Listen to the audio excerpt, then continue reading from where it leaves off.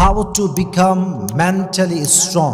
জীবনে সফল হতে হলে, জীবনে যখন প্রচুর পরিমাণে ধাক্কা খাবেন, জীবনে যখন প্রচুর পরিমাণে বিশ্বাসে আঘাত পাবেন, জীবনের প্রত্যেকটা মুহূর্তে যদি আপনি সামনে এগোতে চান, যদি আপনি আপনার লাইফে গ্রোথ চান, আপনাকে ফার্স্ট অফ অল জানতে হবে how to become mentally strong.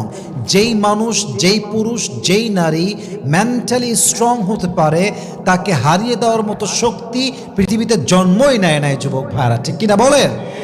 Number one tips, if you want to become mentally strong, যদি আপনি মেন্টালি শক্তিশালী হতে চান, প্রথমত আপনাকে চ্যালেঞ্জ অ্যাকসেপ্ট করতে ভয় পাওয়া যাবে না।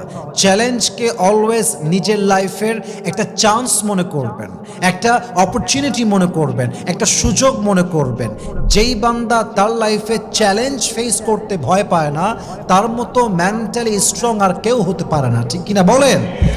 মাথায় রাখবেন, জীবন যদি সবসময় সহজেই চলতো, তবে আমাদের মেন্টালি স্ট্রংনেসটা আমরা কখনো খুঁজে পেতাম না। জীবনে যখন চ্যালেঞ্জ আসে, দুঃখ আসে, কষ্ট আসে, এবং এইটাকে যখন আমরা ভয় ছাড়া ফেস করতে পারি, তখনই আমাদের মাইন্ডটা অনেক বেশি স্ট্রং হয়ে যায়, ঠিক কিনা বলেন?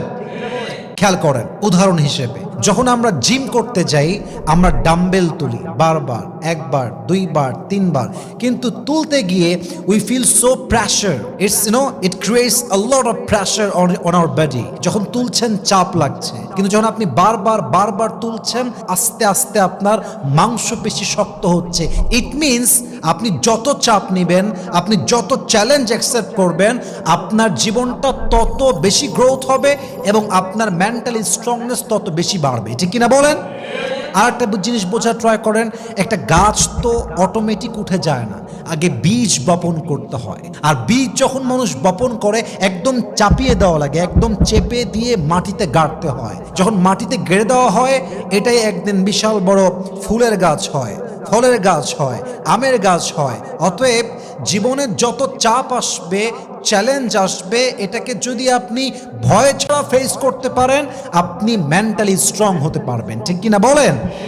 So we grow when life tests আস।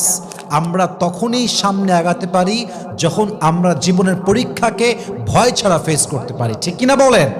অতএব প্রত্যেকটা চ্যালেঞ্জকে ভয় ছাড়া অ্যাকসেপ্ট করবেন এবং মোকাবেলা করবেন। বলেন সবাই ইনশাআল্লাহ।